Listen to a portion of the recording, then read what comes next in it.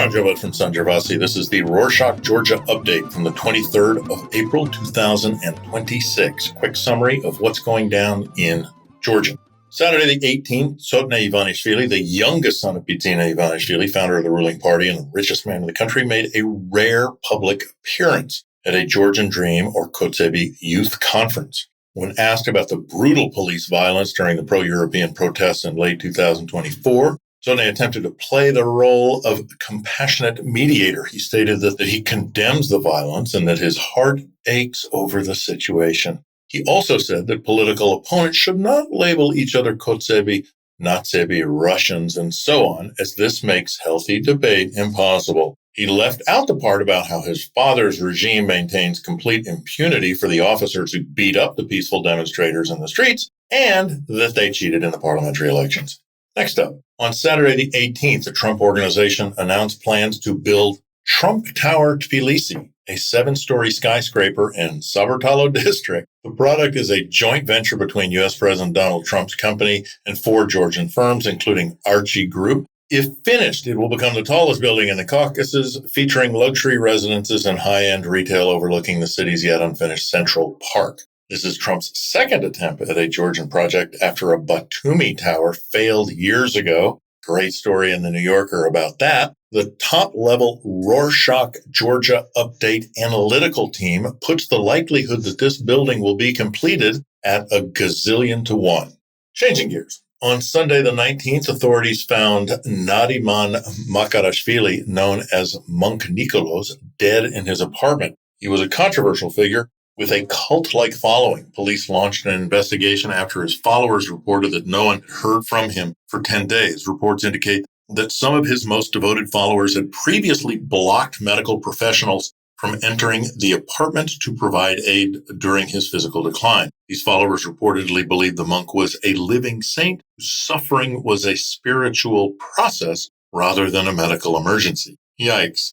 On Monday the 20th, Israel's intelligence agencies released a joint statement allegedly revealing that Iran's Revolutionary Guard planned to attack the Baku-Tbilisi-Ceyhan oil pipeline. The Mossad and the IDF confirmed that the Iranian network targeted this critical infrastructure which transports oil through Azerbaijan, Turkey, and Georgia. There was also a plan to attack the Israeli embassy and synagogue in Baku. The news follows an earlier report from March when Azerbaijani security services allegedly dismantled the terrorist cell during its preparation stage.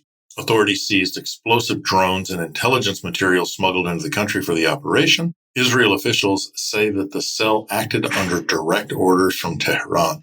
Speaking of alleged terrorists, on Monday the 20th, Georgia State Security Service arrested 2 men in Batumi for joining and assisting Islamic State of Iraq and Syria, ISIS, or Daesh. The suspects, one Georgian citizen and one foreigner, arrived in the country separately and stayed in a rented apartment. During the raid, investigators discovered video files of the men swearing an oath of allegiance to the terrorist organization's leaders, as well as ISIS symbols, masks, and an unregistered SIM card. Authorities state the pair planned to leave Georgia to join ISIS fighters in another country. Both men now face between 10 and 17 years in prison.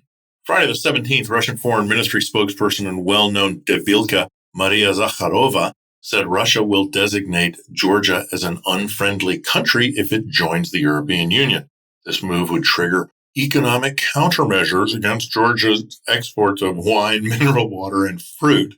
Zakharova said EU membership would force Georgia to surrender its sovereignty and provide military support to Ukraine. She says Brussels is imposing alien values on Georgian people and trying to organize a coup in Tbilisi. Zakharova also said Euroscepticism is rising in Georgia and that some political forces now support neutrality.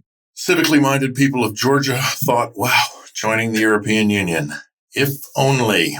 In another Russia-related news item, on Wednesday the 22nd, Georgia's state security services, heavily allied with the Kremlin, said it arrested one citizen and exposed 2 others for spying. While officials didn't name the country involved during their briefing, the pro-government TV channel Rustaviori reported the group worked for Russia. Main suspect gathered information on Georgia's law enforcement, including the Ministry of Defense and Interior Ministry. Group also tracked strategic infrastructure like bridges, highways, and railways using photo and video surveillance, probably in trench coats. Since the two other suspects fled the country, authorities issued Interpol red notices to locate and arrest them abroad.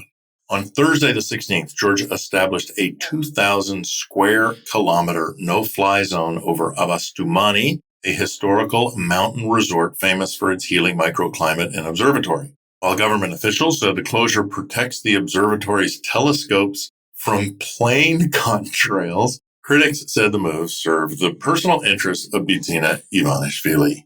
Of course. Since 2018, Ivanishvili has transformed the town into his private sanctuary, purchasing over 52,000 square meters of land for his sprawling estate. Documents reveal this unprecedented restriction makes a specific exception for aircraft landing at Ivanishvili's private helipad. Although the government denied any economic impact, aviation experts said the new reroute path increases fuel costs for international airlines and will damage Georgia's status as a regional transit hub.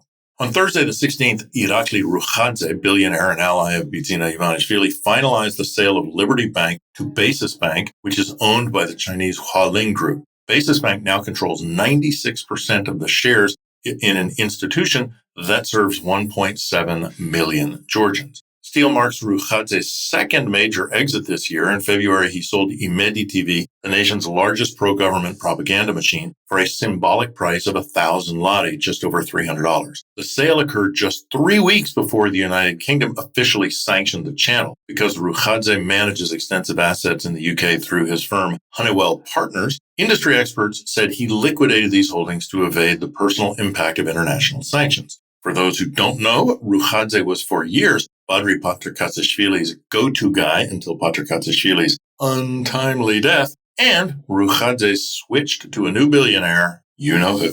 On Sunday the 19th, Bishop Georgi Jamdeliani of the Marneuli and Hujabi Eparchy publicly urged the Georgian Dream government to stay out of the upcoming elections for the next patriarch. Social media posts, the bishop demanded that officials refrain from supporting any specific candidate, even indirectly.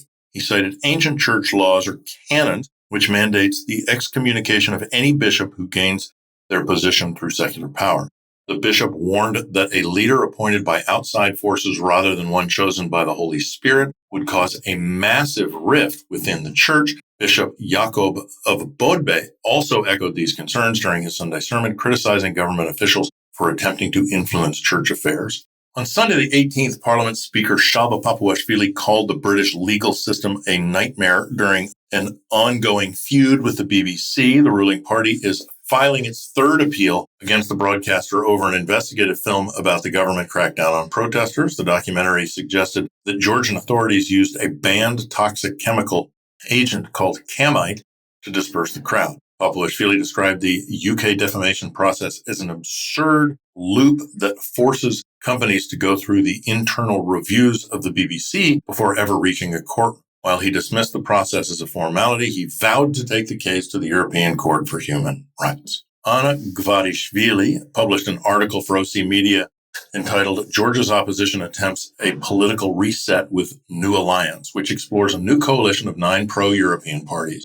This group, which includes the Natsebi and Achali, signed a binding code of conduct to coordinate street protests and internal pressure against the ruling party and reset the political system following 500 days of pro-European protests. While 2 major opposition parties, Lelo and Gacharias for Georgia, did not join, alliance leaders say this unity meets public demand for a credible government alternative. Prime Minister Irakli Kobakhidze responded to the news by threatening to ban those opposition parties through the Constitutional Court. Link to the full English language article in the show notes.